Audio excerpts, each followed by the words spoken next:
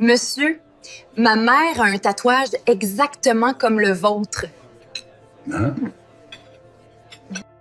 La pluie battait contre les vitres du café parisien lorsque Léa Moreau laissa tomber le plateau. Le fracas de la porcelaine brisée résonna dans le silence soudain, mais ce n'était pas l'accident qui avait volé son souffle. C'était lui. L'homme assis à la table près de la fenêtre, son costume 3 pièces impeccable, sa montre qui coûtait probablement plus que son loyer annuel. Mais surtout, c'était ce tatouage sur son poignet gauche visible lorsqu'il avait retiré sa manchette pour consulter l'heure. Un phénix. Exactement comme celui de sa mère. Pas juste un phénix ordinaire, non. Ce dessin précis, avec cette plume unique qui s'enroulait différemment. Ces flammes asymétriques. Ce petit détail dans l'œil de l'oiseau que personne d'autre n'aurait remarqué. Léa l'avait contemplé 1000 fois sur le poignet de sa mère avant qu'elle ne disparaisse, il y a 23 ans. « Mademoiselle, ça va ?» La voix profonde de l'homme la ramena à la réalité. Raphaël Dubois, le milliardaire dont le visage ornait régulièrement les couvertures de magazines, la regardait avec inquiétude. Les mains tremblantes, Léa s'agenouilla pour ramasser les débris. « Excusez-moi, monsieur, je vais nettoyer immédiatement. »« Ce n'est rien, » répondit-il doucement, se baissant pour l'aider malgré son costume hors de prix. Leurs mains se frôlèrent au-dessus d'un morceau de tasse, et Léa sentit une décharge électrique la parcourir. « Votre tatouage, » murmura-t-elle, avant de pouvoir se retenir. « Ma mère avait exactement le même. » Le visage de Raphaël se figea. La tasse qu'il tenait glissa de ses doigts et se brisa à nouveau sur le sol. Ses yeux gris orage scrutèrent le visage de Léa, comme s'il voyait un fantôme. « Comment s'appelait votre mère ?» Sa voix était à peine audible, chargée d'une émotion que Léa ne pouvait identifier. « Isabelle Moreau. » Le milliardaire devint livide. Ce nom semblait avoir ouvert une porte vers un passé qu'il avait désespérément tenté d'oublier. Paris, une ville de rêves et de secrets. Une ville où les destins s'entrelacent dans les ruelles pavées, où chaque coin de rue cache une histoire qui n'attend qu'à être racontée. C'est dans cette ville lumière que 2 vies, séparées par des mondes différents, allaient se heurter de la manière la plus inattendue. Léa Moreau, 28 ans, serveuse dans un petit café du Marais, avait appris à se contenter de peu. Depuis la disparition mystérieuse de sa mère quand elle n'avait que 5 ans, elle avait été élevée par sa grand-mère dans un modeste appartement du 20e arrondissement. Sa vie était simple, prévisible, faite de double service, de sourires professionnels et de pourboires comptés. Elle avait abandonné ses rêves d'université pour subvenir aux besoins de sa grand-mère malade. Mais elle n'avait jamais abandonné l'espoir de découvrir la vérité sur sa mère. Raphaël Dubois, 35 ans, était l'homme que tout le monde enviait. PDG d'un empire technologique valant des milliards, visage des magazines de luxe, célibataire le plus convoité de France. Pourtant, derrière cette façade de succès, se cachait un homme hanté par son passé, par des choix qu'il avait faits 23 ans auparavant, par un amour qu'il avait été forcé d'abandonner.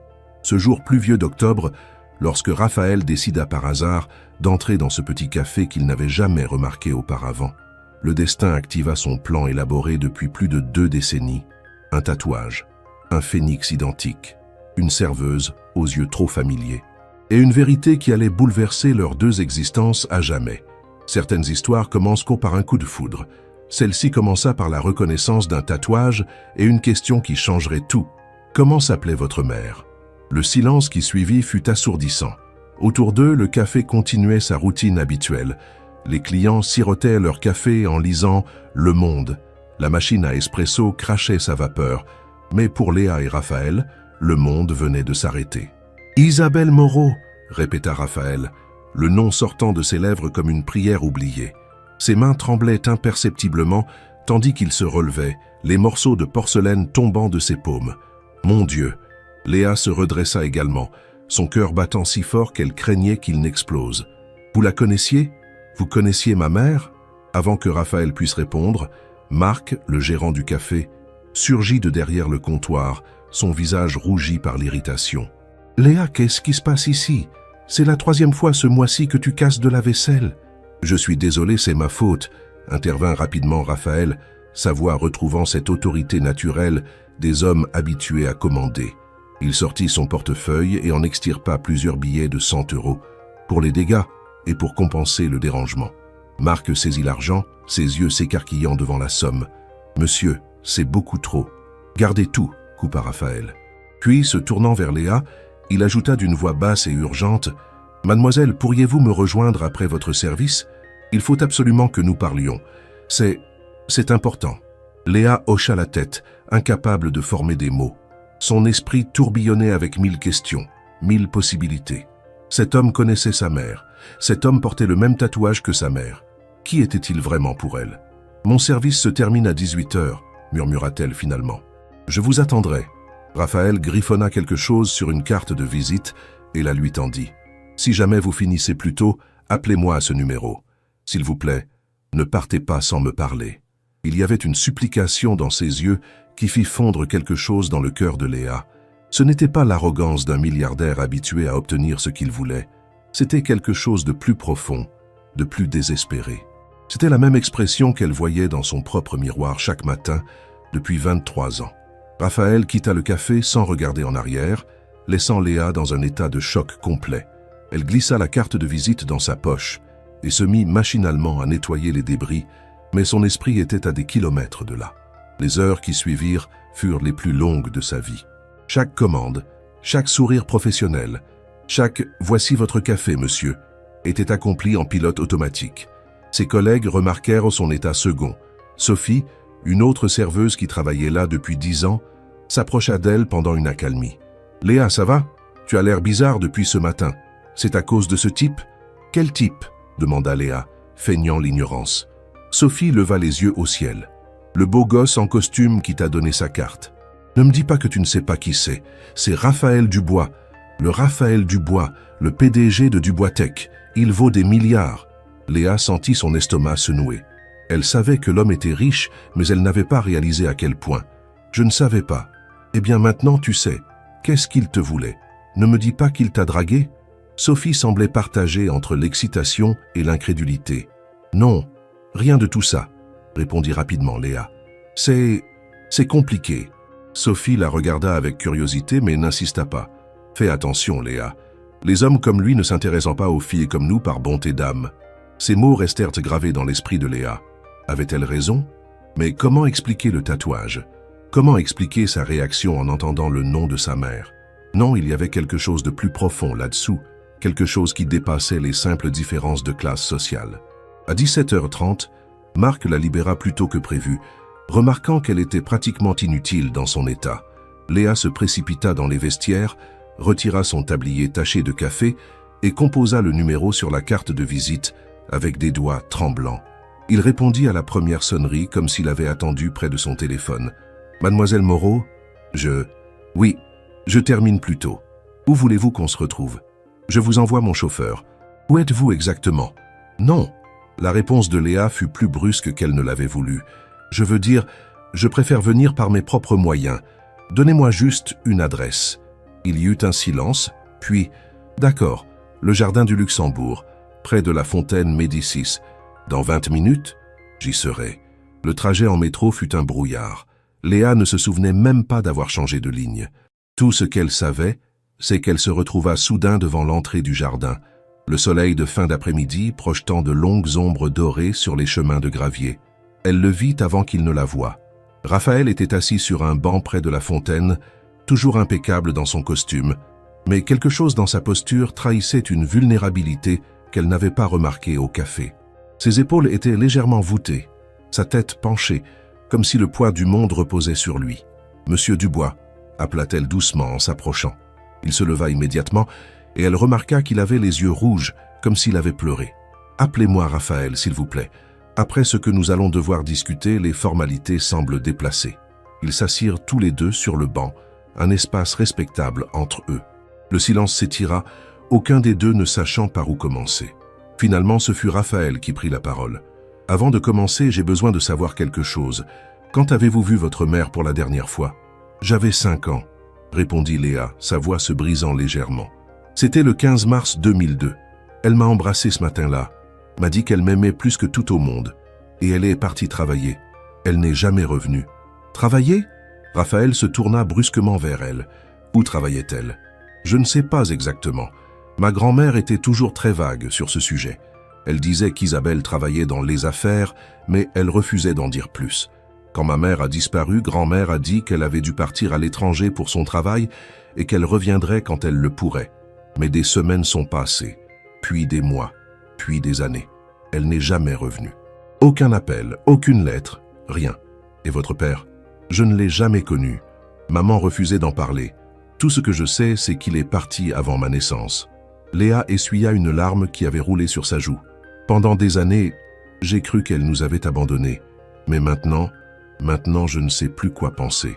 Raphaël ferma les yeux, visiblement en proie à une bataille intérieure. Quand il les rouvrit, ils étaient remplis d'une douleur ancienne et profonde. Léa, ce que je vais vous dire va changer votre vie. Êtes-vous certaine de vouloir savoir? J'ai attendu 23 ans pour avoir des réponses, répondit-elle fermement. Alors oui, je veux savoir. Je dois savoir. Raphaël prit une profonde inspiration. Votre mère, Isabelle, était l'amour de ma vie. Le monde de Léa bascula. Quoi? Nous nous sommes rencontrés en 1999. J'avais 18 ans. Je venais de commencer mes études à Sciences Po. Elle en avait 20. Elle étudiait l'art à la Sorbonne. Nous nous sommes heurtés littéralement à la sortie d'un café et elle a renversé son chocolat chaud sur ma chemise. Un sourire fantomatique passa sur ses lèvres. Elle était mortifiée, mais moi, j'étais fasciné. Ses cheveux châtains qui attrapaient à la lumière du soleil, ses yeux verts pétillants d'intelligence, son rire qui sonnait comme de la musique. Je suis tombé amoureux d'elle en une seconde. Léa écoutait, bouche bée, essayant d'imaginer sa mère jeune et amoureuse. Continuez. Nous avons commencé à nous voir. Au début, c'était juste du café, des conversations sur tout et rien. Puis c'est devenu plus. Elle est devenue ma meilleure amie, ma confidente, mon tout. Nous avions prévu de nous marier après nos études. Je lui ai même acheté une bague. Sa main alla instinctivement à sa poche intérieure, comme si la bague s'y trouvait toujours.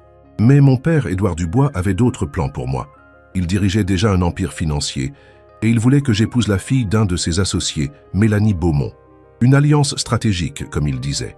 Quand il a découvert ma relation avec Isabelle, une simple étudiante sans le sou, comme il l'appelait avec mépris, il est devenu fou de rage. « Que s'est-il passé » demanda Léa, bien qu'elle redoute la réponse. Il m'a donné un ultimatum. Soit je rompais avec Isabelle et j'épousais Mélanie, soit il me déshéritait et détruisait la vie d'Isabelle. Il avait des contacts partout, dans tous les secteurs. Il a menacé de s'assurer qu'elle ne trouve jamais de travail en France, de détruire la réputation de sa famille, de rendre sa vie impossible. La voix de Raphaël se brisa. Et j'étais jeune, stupide et terrifié. Je pensais que je pouvais négocier, gagner du temps. Mais mon père était implacable. C'était en l'an 2000, continua-t-il. J'avais 19 ans. Je suis allé voir Isabelle et je lui ai dit que nous devions faire une pause, juste le temps que je règle les choses avec mon père. Elle a pleuré, mais elle a compris. Du moins, c'est ce qu'elle a dit. Nous nous sommes promis que nous reviendrions l'un vers l'autre quoi qu'il arrive. Mais les choses n'ont fait qu'empirer. Mon père a intensifié la pression. Il m'a envoyé étudier à Londres pendant 6 mois, coupant tout contact avec la France. Quand je suis revenu, j'ai cherché Isabelle partout, mais elle avait disparu. J'ai appris par des amis communs qu'elle avait quitté la Sorbonne et était partie de son appartement sans laisser d'adresse. Léa sentit sa gorge se serrer. Elle était enceinte. Raphaël la regarda et la compréhension se fit lentement jour dans ses yeux. Quoi? Ma date de naissance, le 15 décembre 2000. Si vous avez rompu début 2000 et qu'elle était déjà enceinte, les larmes coulaient maintenant librement sur les joues de Léa. Mon Dieu, elle ne vous l'a jamais dit. Non, murmura Raphaël, son visage devenant cendré. Elle ne m'a jamais rien dit. J'ai essayé de la retrouver pendant des mois, mais c'était comme si elle s'était volatilisée. Et puis mon père a eu une crise cardiaque. Je me suis retrouvé à la tête de l'entreprise familiale à 20 ans, sans formation, sans expérience. J'ai dû me battre pour maintenir l'empire à flot, pour prouver aux actionnaires que je n'étais pas juste un gamin gâté. Isabelle s'est perdue dans tout ça. J'ai essayé de temps en temps de la chercher au fil des années, mais sans succès. Jusqu'à aujourd'hui, souffla Léa. Jusqu'à aujourd'hui. Raphaël tendit la main vers elle, puis se ravisa. Léa, il y a quelque chose que vous devez savoir, quelque chose d'important. Quoi? Elle n'était pas sûre de pouvoir supporter plus de révélations. Ce tatouage. Il releva sa manche, exposant le phénix sur son poignet. Isabelle et moi les avons fait faire ensemble, 1 mois avant que mon père ne nous sépare. Nous étions allés dans un petit salon de tatouage près de Notre-Dame. Le tatoueur était un vieil artiste japonais qui avait insisté pour que le design soit unique, quelque chose qui représente notre lien. Le phénix symbolisait notre amour qui renaîtrait toujours de ses cendres, quoi qu'il arrive. Il sortit son téléphone et fit défiler quelques photos avant d'entendre une à Léa. « C'est nous, ce jour-là. » Léa regarda la photo avec des mains tremblantes. Sa mère, si jeune, si belle, si heureuse, était serrée contre un Raphaël adolescent, tous deux montrant leur nouveau tatouage à la caméra. L'amour dans leurs yeux était palpable, indéniable. « Vous m'avez dit que votre mère a disparu en 2002 ?» demanda Raphaël d'une voix tendue. « Oui. Le 15 mars 2002 ? Oui. Comment savez-vous ?» Léa s'arrêta net en voyant l'expression sur le visage de Raphaël. « Ce jour-là, dit-il lentement, mon père est mort. » Crise cardiaque massive dans son bureau. Les avocats ont découvert quelque chose dans ses documents privés après sa mort, quelque chose qu'ils m'ont remis dans une enveloppe scellée. Je ne l'ai jamais ouverte. J'étais tellement submergé par le chagrin et les responsabilités que je l'ai mise dans un coffre-fort et je l'ai oubliée. Vous pensez que c'est lié ? La voix de Léa était à peine audible. Je ne crois pas aux coïncidences. Pas comme celle-là. Raphaël se leva brusquement. Cette enveloppe est toujours dans mon coffre chez moi. Léa, je sais que c'est beaucoup demandé, mais voulez-vous venir avec moi pour l'ouvrir ? Si elle contient des informations sur votre mère, vous avez le droit de savoir. Léa hésita. Tout allait si vite. Ce matin encore, elle était une simple serveuse sans histoire. Maintenant, elle découvrait que cet homme, ce milliardaire, avait été l'amour de sa mère. Et potentiellement, non, elle ne pouvait pas encore penser à cette possibilité. « D'accord », dit-elle finalement, « allons-y. » Le trajet jusqu'à l'appartement de Raphaël se fit dans un silence tendu. Il habitait dans le 7e arrondissement, dans un immeuble haussmannien qui respirait le luxe ancien et l'argent. Le chauffeur les déposa devant l'entrée et Raphaël guida Léa à travers un hall orné de marbre jusqu'à un ascenseur privé. « J'ai acheté tout l'étage après la mort de mon père », expliqua-t-il en insérant une clé spéciale. « Je ne supporte pas d'avoir des voisins. » L'appartement était à couper le souffle. Des plafonds de 4 mètres, des moulures d'époque, des fenêtres donnant sur la tour Eiffel. Mais malgré la richesse évidente, il y avait quelque chose de froid dans la décoration, quelque chose d'impersonnel, comme si personne n'y vivait vraiment. « Attendez-moi ici », dit Raphaël en désignant un canapé en cuir. « Le coffre est dans mon bureau. » Léa s'assit et regarda autour d'elle. Sur une étagère, elle remarqua une photo encadrée. C'était Raphaël, plus jeune, serrant un trophée entouré d'hommes en costume.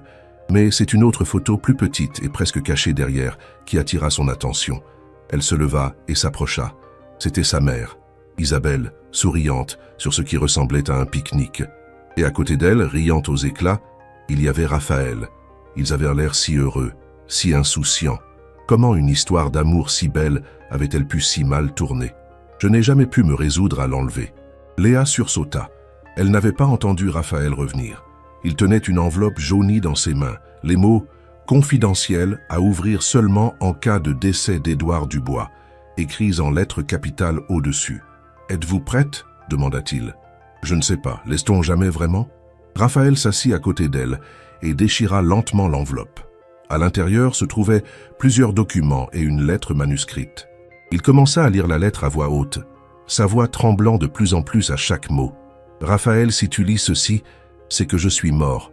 Je sais que tu me détestes probablement pour ce que j'ai fait, pour avoir séparé cette fille de toi. Mais je n'ai jamais cessé de protéger notre famille, même si mes méthodes étaient discutables. Ce que tu ne sais pas, c'est qu'Isabelle Moreau n'était pas ce qu'elle semblait être. » Léa sentit son sang se glacer. « Qu'est-ce que ça veut dire ?» Raphaël continua, sa voix à peine plus qu'un murmure. « J'ai fait faire une enquête sur elle quand j'ai découvert votre relation. Ses antécédents étaient propres, trop propres. Quelque chose ne collait pas.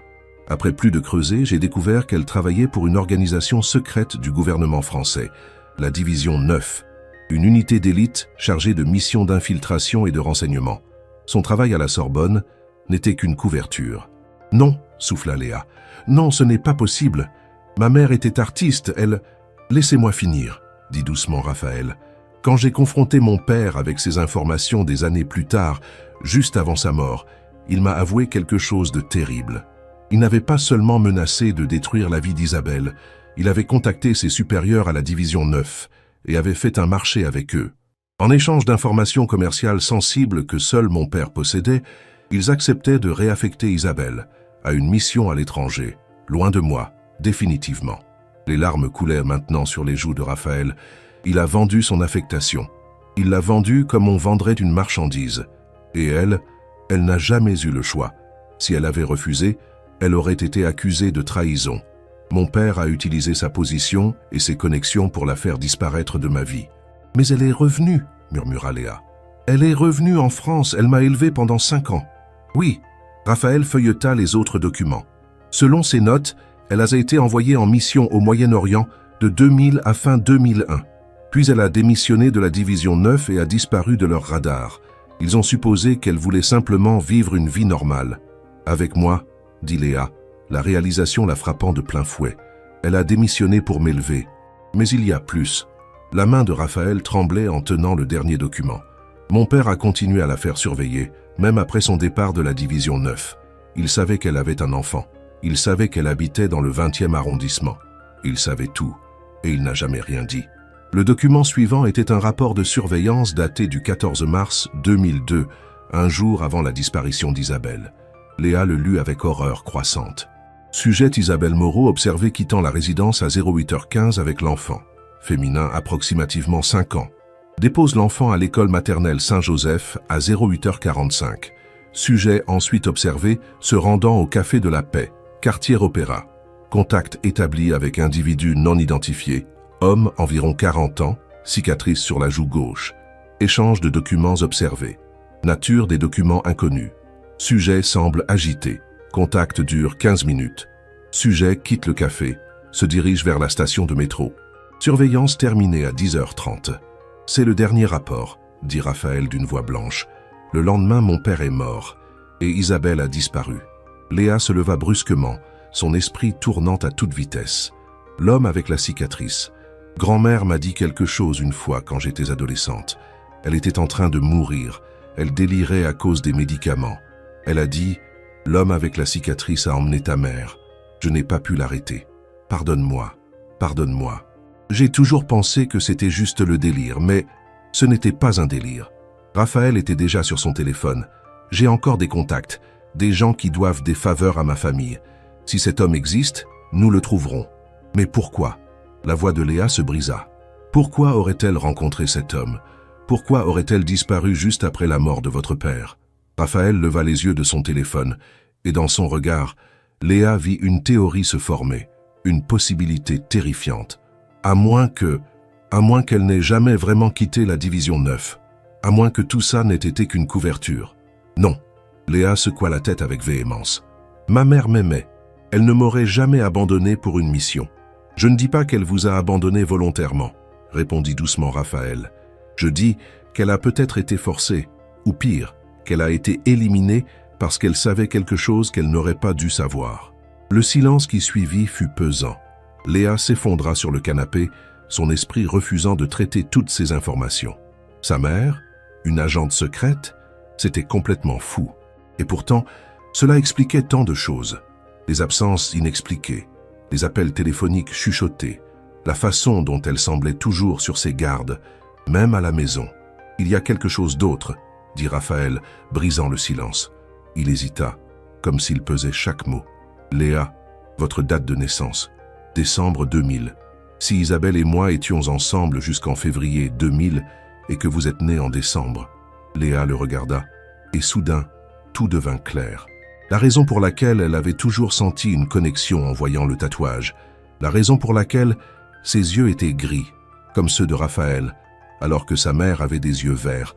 La raison pour laquelle, malgré la différence évidente de classe sociale, elle se sentait inexplicablement liée à cet homme. « Je suis votre fille », murmura-t-elle. Les mots restèrent suspendus dans l'air entre eux. Raphaël la regarda, vraiment la regarda, pour la première fois. Ses yeux gris, ses pommettes hautes, la forme de son visage.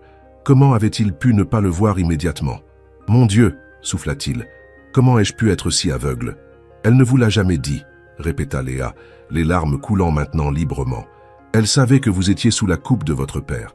Elle a dû penser qu'il valait mieux vous protéger de ce fardeau. Me protéger. » La voix de Raphaël monta d'un cran. Elle m'a privé de 28 ans avec ma fille. Elle vous a protégé de votre père, cria Léa en retour. Vous avez lu les documents. Votre père était un monstre. Qui sait ce qu'il aurait fait s'il avait su qu'elle était enceinte? Il aurait pu nous faire du mal à toutes les deux. Le silence retomba, encore plus lourd qu'avant. Raphaël passa une main tremblante dans ses cheveux. Vous avez raison. Je suis désolé. C'est juste que, toute ma vie, j'ai cru que j'étais seul. Que j'avais perdu ma chance d'avoir une famille quand j'ai perdu Isabelle. Et maintenant, vous êtes là. Et vous êtes ma fille. Et je ne sais pas comment gérer ça. Je ne sais pas non plus, admit Léa. Ce matin, j'étais une serveuse orpheline. Maintenant, je découvre que ma mère était une agente secrète et que mon père est un milliardaire. C'est trop. Raphaël se leva et marcha vers la fenêtre, regardant la tour Eiffel s'illuminer dans le crépuscule. Nous devons la retrouver. Votre mère, Isabelle, morte ou vivante, nous devons savoir ce qui lui est arrivé. Comment? Elle a disparu il y a 23 ans. La piste doit être complètement froide. Pas nécessairement. Raphaël se retourna, et dans ses yeux, Léa vit une détermination féroce. J'ai des ressources, de l'argent, des contacts, des moyens d'investigation que peu de gens possèdent. Et maintenant, j'ai la motivation la plus puissante qui soit. Je vais retrouver la femme que j'ai aimée et découvrir ce qui est arrivé à la mère de ma fille. Notre fille, dit doucement Léa. Je suis votre fille. Raphaël traversa la pièce en deux enjambées et, pour la première fois, prit Léa dans ses bras. C'était maladroit, hésitant, mais rempli d'une émotion brute. Léa se raidit d'abord, puis se laissa aller contre lui, laissant 28 ans de solitude s'écouler dans cette étreinte. « Notre fille », répéta-t-il contre ses cheveux. « Ah mon Dieu, j'ai une fille !» Ils restèrent ainsi pendant un long moment, deux étrangers unis par le sang et la tragédie, essayant de naviguer dans ce nouveau territoire inconnu. Finalement, Léa se recula doucement. « Par où commençons-nous » demanda-t-elle. Raphaël était déjà en train de réfléchir, son cerveau d'homme d'affaires passant en mode résolution de problèmes. L'homme avec la cicatrice, c'est notre seule piste concrète. Je vais contacter mes détectives privés, leur donner toutes les informations que nous avons. Je vais aussi faire jouer mes relations au gouvernement pour avoir accès au dossier de la division 9, même si c'est difficile. Cette organisation est classée secret défense. Et moi, qu'est-ce que je peux faire? Vous? Raphaël la regarda avec surprise. Léa, vous n'avez pas à vous impliquer dans tout ça. C'est dangereux. Si votre mère a vraiment été enlevée ou éliminée, les gens responsables sont encore là quelque part. Justement, répliqua Léa avec détermination. C'est ma mère. J'ai le droit de savoir ce qui lui est arrivé. Et puis, je ne suis pas complètement inutile. J'ai grandi dans le 20e arrondissement. Je connais les gens, les endroits où ma mère allait. Peut-être que quelqu'un se souvient de quelque chose. Raphaël sembla sur le point de protester, puis se ravisa. D'accord. Mais vous ne faites rien de dangereux sans m'en parler d'abord, compris? Compris. Léa se leva, soudain épuisée. Je devrais y aller. Ma grand-mère, enfin, elle est morte il y a 2 ans. Mais j'ai toujours son appartement. J'ai besoin de temps pour traiter tout ça. Attendez. Raphaël fouilla dans un tiroir et en sortit un nouveau téléphone encore dans son emballage. Prenez ça. C'est un modèle sécurisé que nous utilisons dans mon entreprise pour les communications confidentielles. Mon numéro est déjà programmé dedans. Appelez-moi jour et nuit si vous avez besoin de quoi que ce soit. Léa prit le téléphone, touchée par la tension. Merci. Pour tout. Je sais que ça doit être aussi difficile pour vous que pour moi. Plus difficile, admit Raphaël avec un sourire triste. Parce que j'ai perdu 28 ans que je ne récupérerai jamais. Mais peut-être que nous pouvons construire quelque chose maintenant. Peut-être que ce n'est pas trop tard pour apprendre à se connaître. J'aimerais ça, dit doucement Léa. Et elle le pensait vraiment. Le chauffeur de Raphaël la raccompagna chez elle. Durant le trajet, Léa regarda défiler les rues de Paris, cette ville qu'elle connaissait si bien et qui lui semblait soudain étrangère. Combien de secrets se cachaient derrière ces façades élégantes? Combien d'histoires comme la sienne restaient enterrées sous les pavés? Son appartement lui sembla encore plus petit et miteux après avoir vu celui de Raphaël. Mais c'était chez elle. C'était là que sa grand-mère l'avait élevée après la disparition de sa mère. C'était là qu'elle avait pleuré, ri, rêvé d'un avenir meilleur. Elle se dirigea vers la petite armoire dans sa chambre et en sortit une boîte à chaussures. À l'intérieur se trouvaient les rares possessions de sa mère qu'elle avait gardées. Une écharpe qui sentait encore vaguement son parfum, quelques photos, un carnet de croquis rempli de dessins magnifiques, et au fond, un petit paquet enveloppé dans du papier de soie. Léa l'avait trouvé cachée sous le matelas de sa mère, des années après sa disparition, quand sa grand-mère avait finalement décidé de vider la chambre. Elle ne l'avait jamais ouvert, craignant de détruire le dernier lien tangible avec sa mère. Mais maintenant, après tout ce qu'elle venait d'apprendre, elle devait savoir ce qu'il contenait. Avec des mains tremblantes, elle défit soigneusement le papier. À l'intérieur se trouvait une enveloppe et une petite boîte en velours. Léa ouvrit d'abord la boîte. C'était une bague. Un magnifique solitaire en diamant, ancien, délicat. La bague de fiançailles dont Raphaël avait parlé. Mais comment sa mère l'avait-elle eue si Raphaël ne la lui avait jamais donnée? L'enveloppe contenait une lettre, l'encre légèrement décolorée par le temps. L'écriture était celle de sa mère. Léa l'aurait reconnue n'importe où. « Ma chère Léa, si tu lis ceci, c'est que tu es assez grande pour comprendre, ou que je ne suis plus là pour te l'expliquer moi-même. J'espère que c'est la première option, mais je crains que ce soit la seconde. Il y a tant de choses que je voudrais te dire, tant de vérités que j'ai cachées pour te protéger. Mais la plus importante est celle-ci. Ton père n'est pas parti parce qu'il ne nous aimait pas. Il ne savait même pas que tu existais. Je ne le lui ai jamais dit. Son nom est Raphaël Dubois. Quand tu liras ceci, tu auras probablement entendu parler de lui. Il est ou sera quelqu'un d'important. C'était l'amour de ma vie, la seule personne qui ait jamais vraiment compris qui j'étais. Mais nos mondes étaient trop différents, et les forces qui nous entouraient étaient trop puissantes. Je ne peux pas te dire tout ce que j'ai fait, tout ce que j'ai été forcé de faire, mais sache que chaque décision que j'ai prise était pour te protéger, pour te donner une chance d'avoir une vie normale, loin des ombres dans lesquelles j'ai vécu. Cette bague était à moi. Raphaël ne me l'a jamais officiellement donnée, mais je l'ai volée dans sa chambre le dernier jour où nous nous sommes vus. Un petit souvenir de ce qui aurait pu être. Elle est à toi maintenant. Peut-être qu'un jour tu la porteras et tu penseras à deux jeunes gens amoureux qui n'ont pas eu la chance de vivre leur histoire. Si quelque chose m'arrive, si je disparais, ne me cherche pas. C'est trop dangereux. Les gens pour qui je travaillais, les secrets que je garde, ce n'est pas un monde dans lequel tu devrais entrer. Vis ta vie, ma chérie. Sois heureuse. Tombe amoureuse. Fais tout ce que je n'ai pas pu faire. Et si jamais tu rencontres Raphaël, dis-lui que je ne l'ai jamais oublié. Dis-lui que chaque jour sans lui était une petite mort. Dis-lui que notre amour a créé la plus belle chose au monde. Toi, je t'aime plus que tout, ma petite étoile. Maman. Léa laissa la lettre tomber sur ses genoux, les larmes brouillant sa vision. Sa mère savait. Elle savait que quelque chose de terrible allait arriver. Elle s'était préparée à disparaître. Le nouveau téléphone que Raphaël lui avait donné vibra soudain. Un message. « Mes détectives ont trouvé quelque chose. Pouvez-vous venir chez moi demain matin, 9 h? C'est important.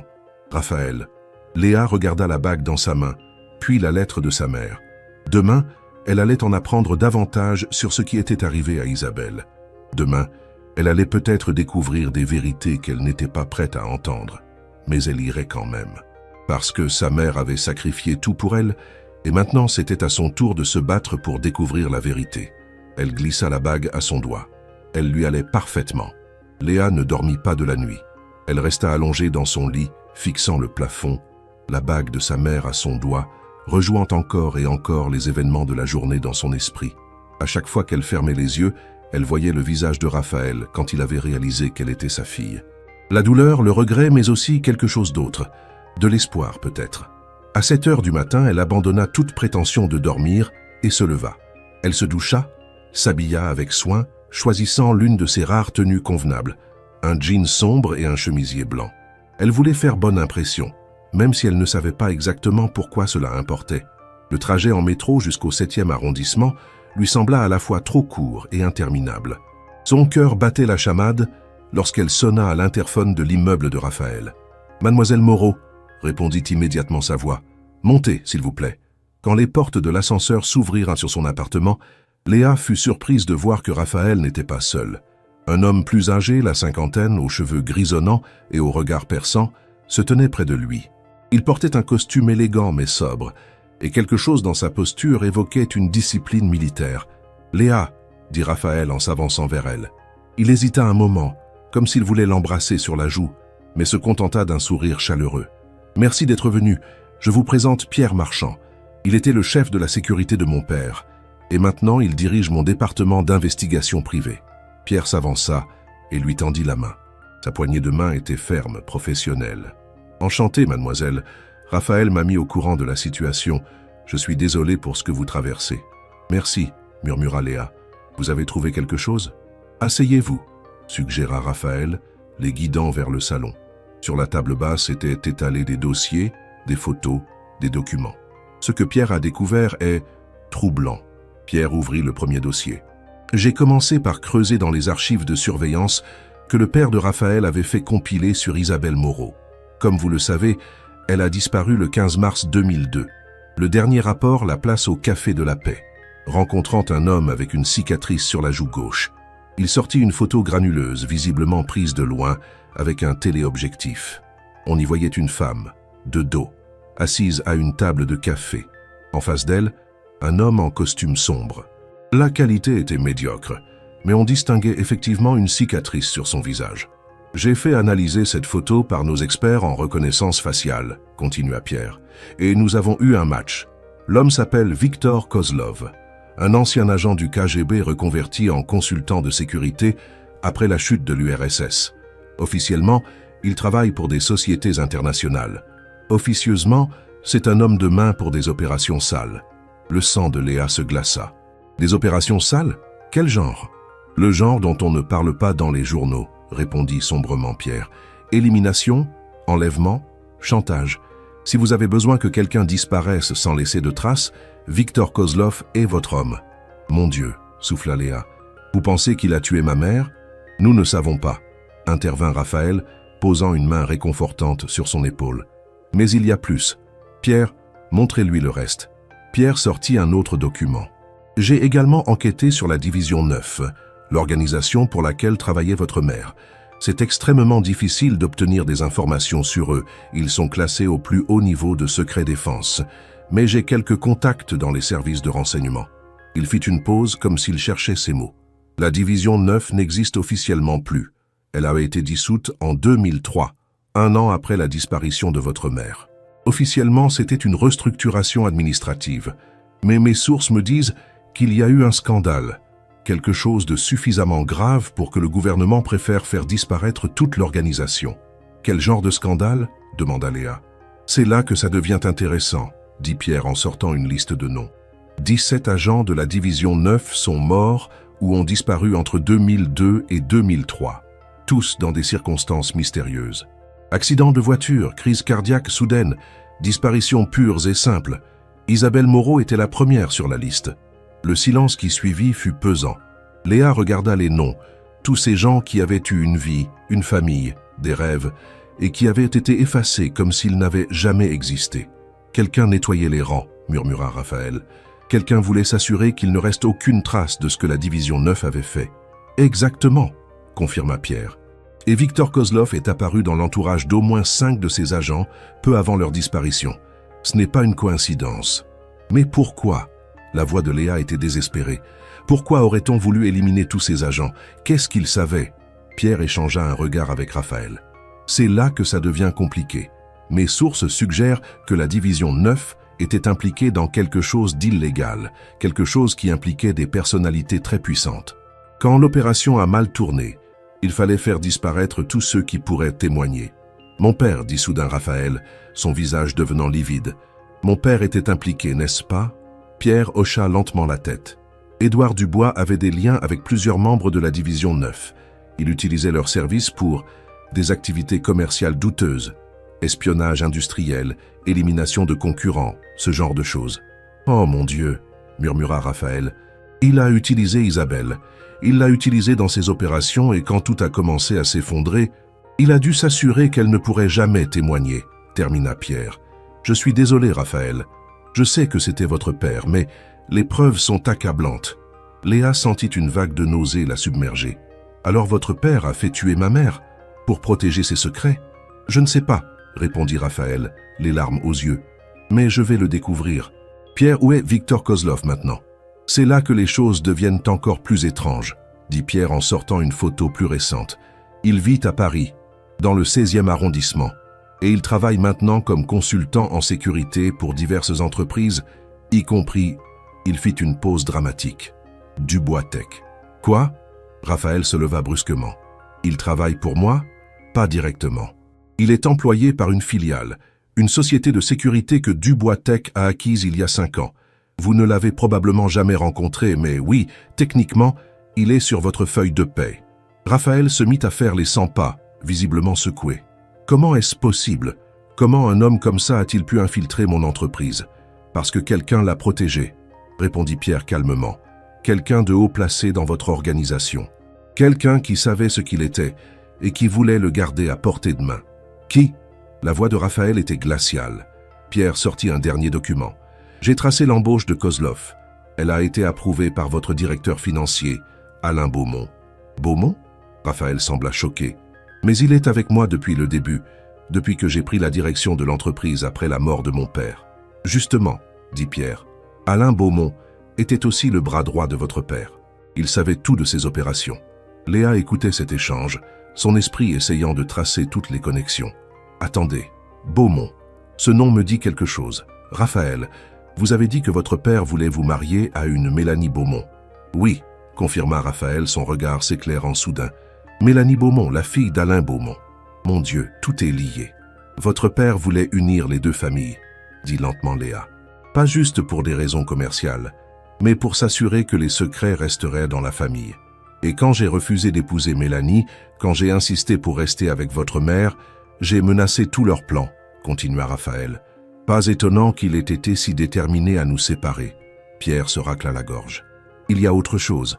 Alain Beaumont a transféré des fonds importants vers un compte offshore aux îles Caïmans le 14 mars 2002, le jour avant la disparition d'Isabelle. 500 000 €. Un paiement, murmura Léa. Pour Victor Kozlov. Très probablement, confirma Pierre. Raphaël se rassit lourdement, comme si ses jambes ne pouvaient plus le porter.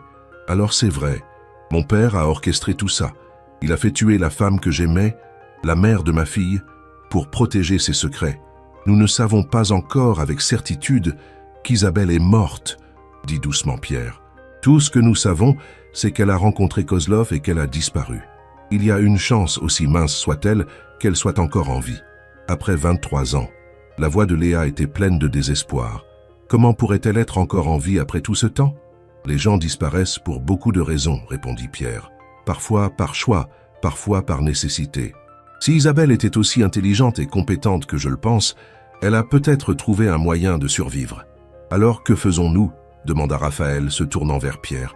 Comment la retrouvons-nous? Nous commençons par Victor Kozlov, dit Pierre. Je propose que nous le mettions sous surveillance discrète. S'il est encore en vie après tout ce temps, c'est qu'il est utile à quelqu'un. S'il sert encore, il finira par faire une erreur.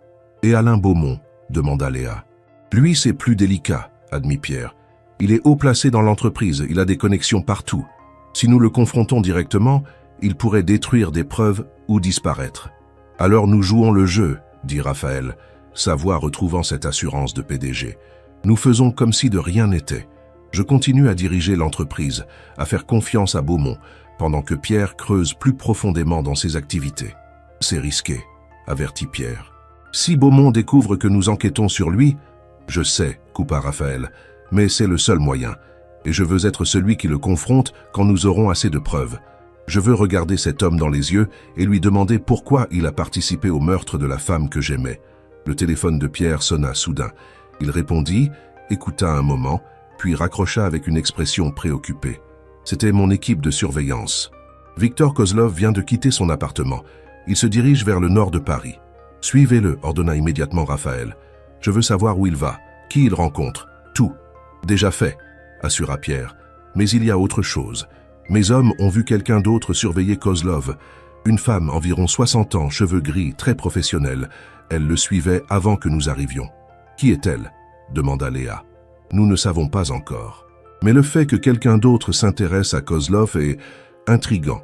Je vais faire analyser les images de surveillance pour essayer de l'identifier. Après le départ de Pierre, Léa et Raphaël restèrent assis dans le salon, le poids de toutes ces révélations pesant sur eux. Finalement, Raphaël rompit le silence. « Je suis désolé, dit-il doucement. « Pourquoi vous excusez-vous » demanda Léa. « Vous n'avez rien fait. Mon père a détruit votre vie. Vous avez grandi sans mère, sans père, dans la pauvreté. Tout ça à cause de lui, à cause de mon nom, de mon argent. Ce n'était pas votre faute, insista Léa. Vous étiez jeune, manipulé. Vous ne pouviez pas savoir. J'aurais dû me battre plus fort, dit Raphaël avec amertume. J'aurais dû refuser de céder à ses menaces. J'aurais dû choisir l'amour plutôt que la fortune. Et vous seriez probablement mort, répliqua Léa. Ma mère aussi. Si votre père était capable d'orchestrer l'élimination de 17 agents secrets, qu'est-ce qui l'aurait empêché de vous éliminer, vous aussi? Raphaël la regarda, surpris par la maturité de sa réflexion. Quand êtes-vous devenu si sage? Quand on grandit seul, on apprend vite, dit Léa avec un sourire triste. On apprend que le monde n'est pas juste, que les méchants gagnent souvent et que tout ce qu'on peut faire, c'est survivre et essayer d'être meilleur qu'eux. Vous êtes exactement comme elle, murmura Raphaël. Isabelle avait cette même force tranquille, cette même résilience. C'est l'une des choses que j'aimais le plus chez elle. Parlez-moi d'elle, demanda soudain Léa. Pas l'agente secrète, pas la femme qui a disparu. Parlez-moi de la femme que vous aimiez. Raphaël sourit, un vrai sourire cette fois, réchauffé par les souvenirs. Elle était lumineuse. C'est le seul mot qui lui rende justice. Quand elle entrait dans une pièce, c'était comme si le soleil venait de se lever. Elle riait facilement, aimait profondément, vivait chaque moment comme si c'était le dernier. Il se leva et alla chercher une boîte dans sa chambre. Quand il revint, il en sortit une pile de photos. Je les ai gardées toutes ces années. Je ne pouvais pas me résoudre à les jeter. Léa regarda les photos avec avidité. Sa mère, jeune et insouciante, faisant des grimaces à la caméra. Sa mère et Raphaël enlacés sur un banc du Luxembourg. Sa mère peignant dans un atelier couverte de taches de peinture multicolores, sa mère riant aux éclats à quelque chose hors champ. Elle était magnifique, murmura Léa, les larmes aux yeux. Elle l'était, confirma Raphaël, et pas juste physiquement. Elle avait cette capacité rare de voir le meilleur en chacun. Elle croyait en moi quand je ne croyais pas en moi-même. Elle me disait toujours que j'étais plus que juste le fils de mon père, que je pouvais être mon propre homme. Elle avait raison, dit Léa. Vous l'êtes devenu. Trop tard, répondit amèrement Raphaël. Des années trop tard. Peut-être, concéda Léa.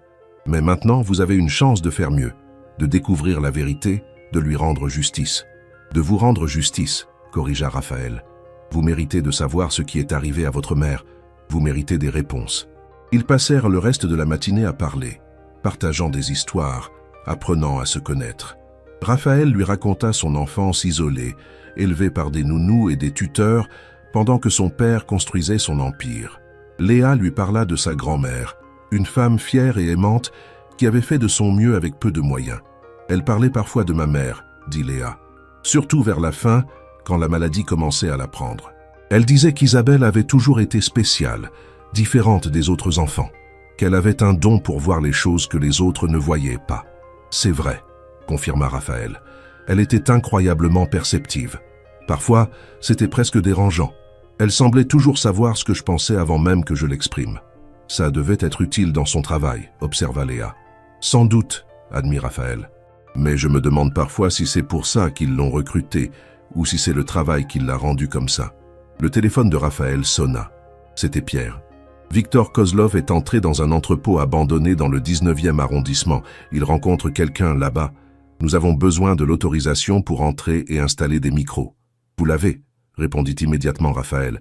Faites ce qu'il faut, mais soyez prudent. Après avoir raccroché, il se tourna vers Léa. Ça devient sérieux. Peut-être que vous devriez rentrer chez vous. Restez en sécurité pendant que nous gérons ça. Pas question, répliqua fermement Léa. Je suis impliqué maintenant. C'est ma mère, ma vie. Je ne vais pas rester assise à attendre pendant que d'autres décident de mon destin. C'est dangereux, insista Raphaël. Je sais, dit Léa, mais j'ai passé 23 ans dans l'ignorance. Je ne passerai pas un jour de plus comme ça. Raphaël la regarda longuement, puis hocha la tête. D'accord, mais vous restez avec moi. Pas question que je vous laisse errer seul avec des tueurs professionnels qui rôdent. Marché conclu, accepta Léa. Alors, qu'est-ce qu'on fait maintenant?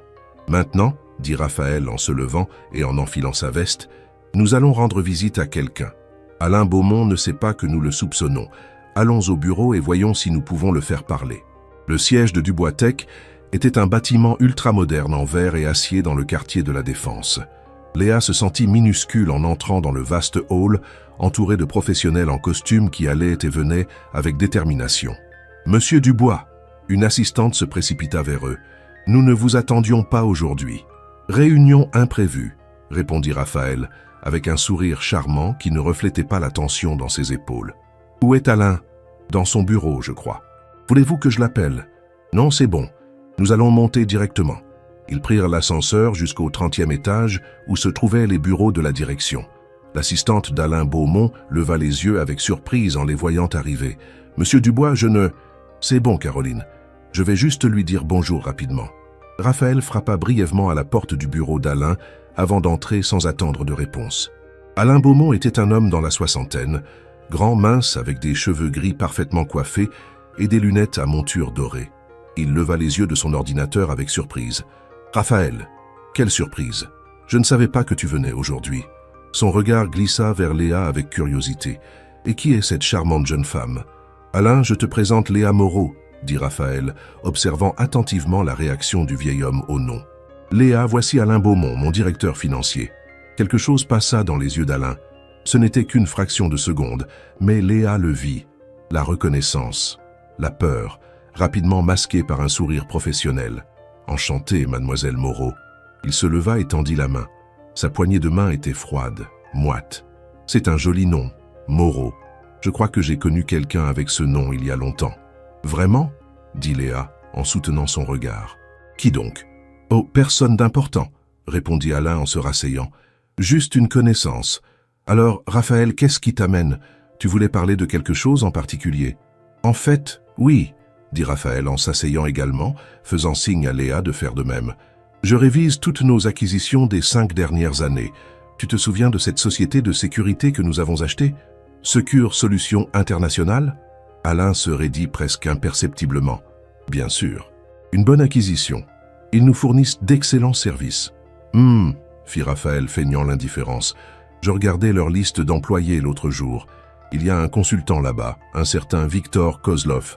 Ça te dit quelque chose ?» Le visage d'Alain était maintenant visiblement tendu. « Kozlov? Le nom ne me dit rien. Pourquoi ?»« Oh, aucune raison particulière, » mentit Raphaël. « J'ai juste entendu son nom mentionné dans un autre contexte. Je me demandais si tu le connaissais personnellement. »« Non, pas du tout, » répondit rapidement Alain. Trop rapidement. « Écoute, Raphaël, j'ai une téléconférence dans 5 minutes.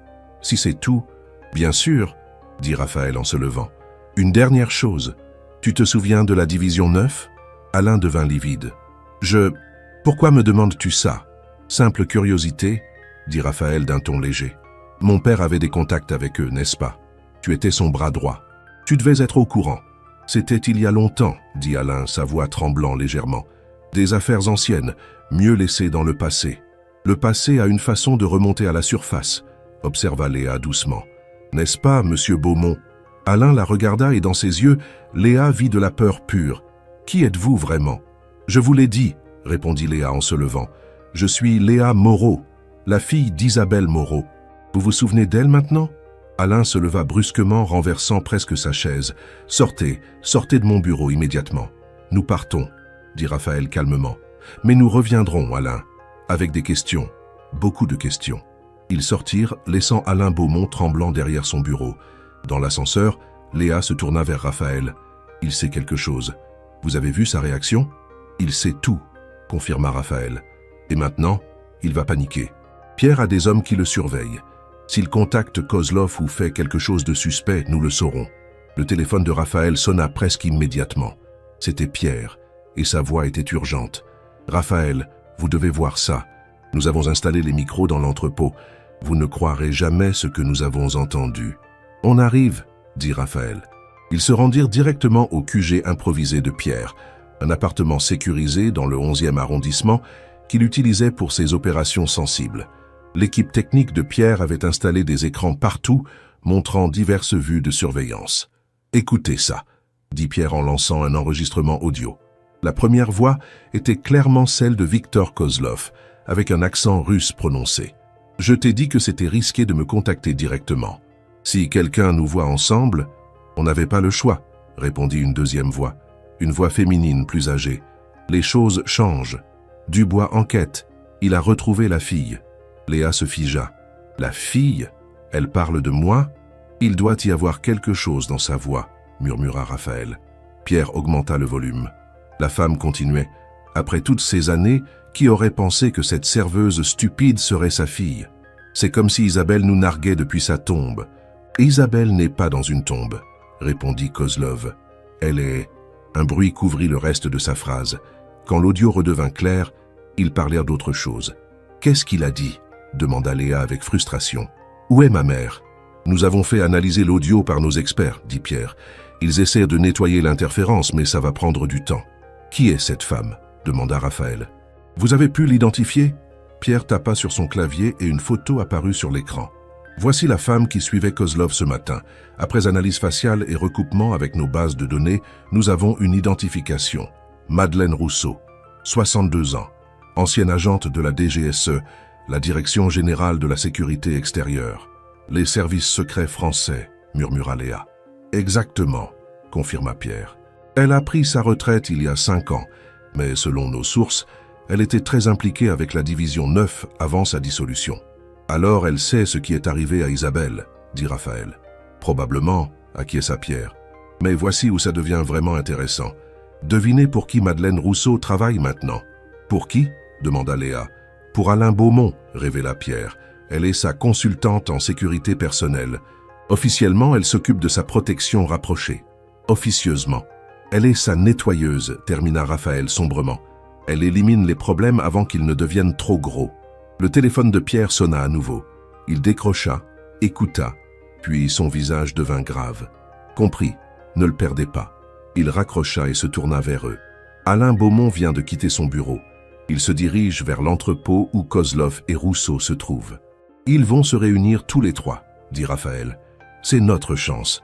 Si nous pouvons les enregistrer parlant ensemble, nous aurons la preuve de leur complicité. C'est aussi notre plus grand risque, avertit Pierre. Si quelque chose tourne mal, s'ils découvrent nos micros ou pire, s'ils vous voient, on doit y aller, insista Léa. On ne peut pas laisser passer cette chance. Raphaël la regarda, visiblement déchiré entre le désir de la protéger et la nécessité d'obtenir des réponses. Finalement, il hocha la tête. D'accord. Mais nous restons dans la voiture de surveillance, à distance sécuritaire. Pierre, vous avez assez d'hommes là-bas? 4? Tous des anciens militaires, assura Pierre. Ils savent ce qu'ils font. Le trajet jusqu'au 19e arrondissement se fit dans un silence tendu. La camionnette de surveillance de Pierre était garée dans une rue adjacente à l'entrepôt, offrant une vue partielle de l'entrée. À l'intérieur, des écrans montraient les images des caméras cachées que l'équipe de Pierre avait installées.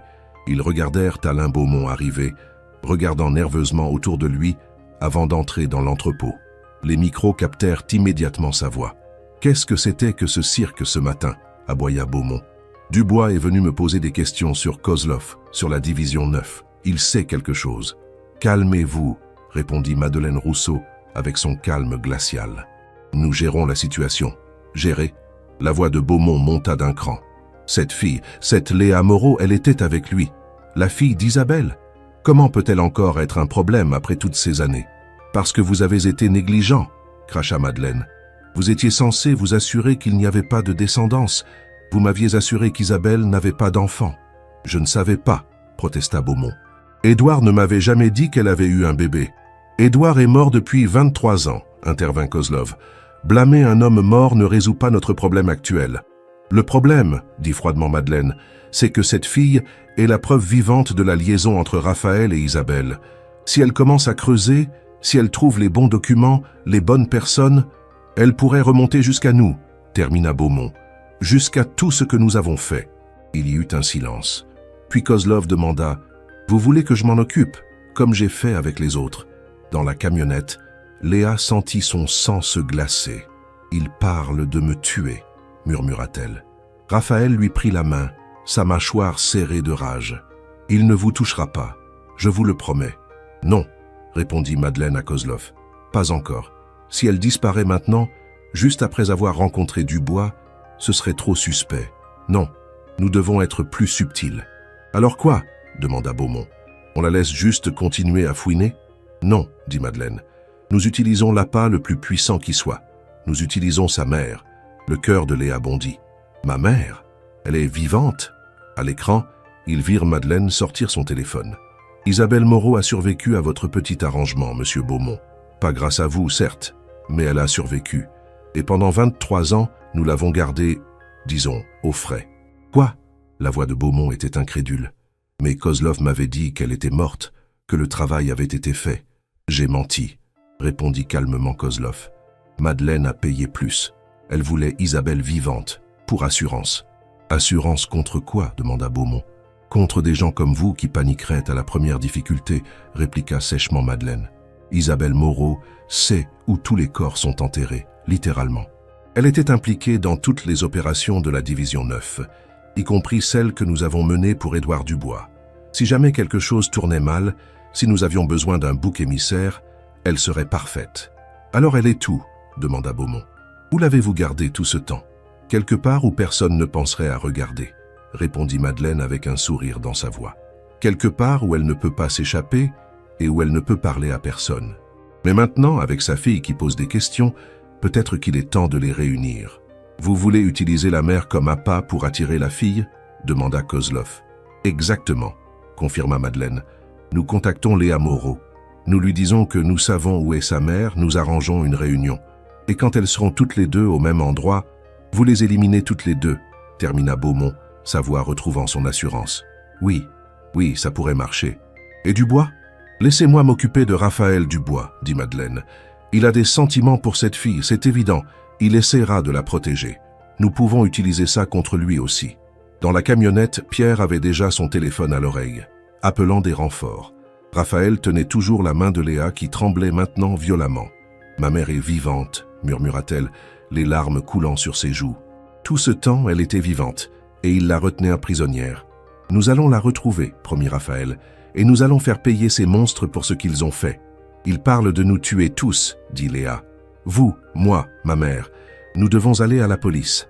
Et leur dire quoi? Demanda Pierre. Que nous avons enregistré illégalement une conversation privée? Ces enregistrements ne seraient jamais admissibles devant un tribunal. Non, nous devons être plus intelligents. Alors quoi? Demanda Raphaël. Nous les laissons nous contacter, nous jouons leur jeu? Non, dit Pierre lentement, une idée se formant visiblement dans son esprit. Nous les devançons. Nous faisons croire que nous tombons dans leur piège, mais en réalité, nous tendons le nôtre. Comment? Demanda Léa. Pierre se tourna vers elle. Vous avez dit que vous vouliez être impliqué. Eh bien, voici votre chance. Mais je vous préviens, ce sera dangereux. Extrêmement dangereux.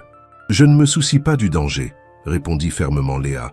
Dites-moi ce que je dois faire. Au cours de l'heure qui suivit, Pierre élabora un plan. C'était risqué, plein de variables incontrôlables, mais c'était leur meilleure chance. Léa jouerait l'appât, feignant d'être désespérée de retrouver sa mère. Elle attendrait qu'il la contacte, puis elle accepterait de les rencontrer. Mais elle ne serait pas seule. Pierre et son équipe seraient cachés, prêts à intervenir. Et ils enregistreraient tout, cette fois légalement, avec Léa comme témoin volontaire portant un micro. Ils vont se méfier, avertit Pierre. Ils pourraient vous fouiller. Alors cachez le micro où ils ne regarderont pas, répliqua Léa. Dans mes cheveux, dans mes vêtements, je m'en fiche. Raphaël secoua la tête. Je ne peux pas vous laisser faire ça. Si quelque chose tourne mal, alors vous interviendrez, dit simplement Léa. Mais nous devons essayer. C'est notre seule chance de sauver ma mère et de faire tomber ces gens. Elle a raison, dit Pierre. Plus nous attendons, plus ils ont de temps pour planifier. Nous devons agir vite. Finalement, Raphaël céda, bien qu'à contre-cœur. Ils retournèrent chez lui où Pierre commença à préparer Léa pour son rôle. Il lui donna un téléphone spécial, indétectable aux scanners normaux, avec un micro intégré.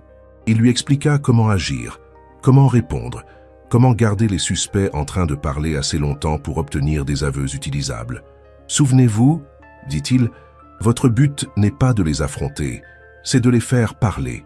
Laissez-les se vanter, les criminels aiment se vanter, surtout quand ils pensent avoir déjà gagné. » Cette nuit-là, Léa resta chez Raphaël. Elle ne pouvait pas rentrer chez elle, c'était trop dangereux. Raphaël lui prêta l'une des chambres d'amis, vaste et luxueuse, mais elle ne put dormir. Elle resta éveillée, regardant la bague de sa mère à son doigt, pensant à tout ce qu'elle avait appris. Un coup léger à sa porte la fit sursauter. « Entrez », dit-elle. Raphaël entra portant un peignoir, l'air aussi épuisé qu'elle se sentait. « Je ne pouvais pas dormir non plus », admit-il. « Ça vous dérange si je reste un moment ?»« Pas du tout », répondit Léa en tapotant le bord du lit. Ils restèrent assis en silence pendant un moment. Puis Raphaël parla. « J'ai perdu Isabelle une fois. Je ne peux pas supporter l'idée de vous perdre vous aussi. »« Vous ne me perdrez pas, promit Léa, et nous allons récupérer ma mère. je le sais. Comment pouvez-vous être si sûr? Parce que nous sommes plus forts qu'eux, répondit Léa. Ils ont l'argent, le pouvoir, l'expérience. Mais nous avons quelque chose qu'ils n'ont pas. Nous avons l'amour. L'amour que vous aviez pour ma mère. L'amour qu'elle avait pour moi. L'amour que nous commençons à construire entre nous. Et c'est plus fort que n'importe quelle arme. Raphaël la regarda avec émerveillement. Vous êtes extraordinaire. Vous le savez, je suis la fille de ma mère, répondit simplement Léa. Et apparemment, je suis aussi la fille d'un homme assez extraordinaire lui-même. Raphaël rit doucement, le premier vrai rire qu'elle lui entendait depuis qu'ils s'étaient rencontrés. Je ne suis pas sûr de mériter ce compliment, mais je l'accepte. Ils parlèrent jusqu'aux petites heures du matin, partageant des histoires, riant parfois, pleurant d'autres fois. Quand l'aube commença à pointer, Léa s'était endormie contre l'épaule de Raphaël, et lui-même s'était assoupi, la tête posée sur la sienne. Ce fut Pierre qui les trouva ainsi quelques heures plus tard. Il hésita à les réveiller, touché malgré lui par l'image de ce père et de cette fille qui se découvraient enfin. Mais le temps pressait. « Raphaël » appela-t-il doucement. « Léa, il faut se réveiller. » Ils ont fait leur mouvement. Léa se réveilla en sursaut. « Quoi? Qu'est-ce qui se passe ?» Pierre tendit son téléphone. « Vous avez reçu un message sur votre ancien téléphone de quelqu'un qui prétend savoir où est votre mère. » Léa prit le téléphone avec des mains tremblantes et lut le message. « Mademoiselle Moreau, nous avons des informations sur Isabelle Moreau. Si vous voulez la revoir vivante, venez seule au parc des Buttes-Chaumont demain à minuit. Venez seule ou elle meurt. Dites à Dubois de rester en dehors de ça, s'il tient à vous. »« C'est eux, » murmura Léa. « Évidemment, » dit Raphaël, maintenant complètement réveillé. « La question est qu'on joue leur jeu ?»« On n'a pas le choix, » répondit Léa. « C'est notre seule chance. »« Alors nous avons 24 heures pour nous préparer, » dit Pierre. « Et croyez-moi, nous allons les utiliser chaque seconde. » La nuit au parc des Buttes-Chaumont fut glaciale. Léa attendait près du pont suspendu, son cœur battant si fort qu'elle craignait que les micros cachés ne captent que ça. Dans l'ombre, elle savait que Pierre et son équipe la surveillaient, que Raphaël était là quelque part, prêt à intervenir au moindre signal. Madeleine Rousseau apparut la première, seule, confiante. « Mademoiselle Moreau, quelle ponctualité! Où est ma mère ?» La voix de Léa ne tremblait pas, malgré sa peur. « Patience, » répondit Madeleine. Puis, parlant dans un micro, « Amenez-la. » Léa vit alors la silhouette émerger de l'obscurité. Une femme, mince, les cheveux grisonnants, mais avec ses yeux verts qu'elle reconnaîtrait entre mille. Isabelle Moreau plus âgée, marquée par les années, mais vivante. « Maman !» souffla Léa, les larmes jaillissant instantanément. Ce qui suivit fut un chaos orchestré à la perfection. Les aveux de Madeleine capturés sur les micros. L'intervention de Pierre et de son équipe au moment précis. L'arrestation de Madeleine, Kozlov et Beaumont, tous pris sur le fait. Et surtout, les retrouvailles entre une mère et sa fille, 23 ans après leur séparation. 3 mois plus tard, Léa se tenait dans un jardin privé, regardant Raphaël et Isabelle échanger leurs vœux. Après tout ce temps, après toute cette douleur, l'amour avait finalement triomphé. Alain Beaumont et ses complices croupissaient en prison, leur crime enfin révélé au grand jour. En tant que témoin principal, tenant la main de sa mère d'un côté et celle de son père de l'autre, Léa réalisait que parfois, les fins heureuses arrivent vraiment. Elles prennent juste plus de temps que prévu. Et ce tatouage, ce phénix qui renaissait toujours de ses cendres, il était devenu le symbole de leur famille retrouvée, de leur amour qui avait survécu à tout. Merci d'avoir lu cette histoire. Qu'avez-vous pensé de cette histoire? L'avez-vous aimée? Quelle a été votre partie préférée? Avez-vous été surpris par les rebondissements? Aimeriez-vous lire d'autres histoires comme celle-ci? Commentez ci-dessous. Votre avis compte énormément pour nous. N'oubliez pas de partager cette histoire avec vos amis qui aiment les histoires d'amour, de suspense et de famille.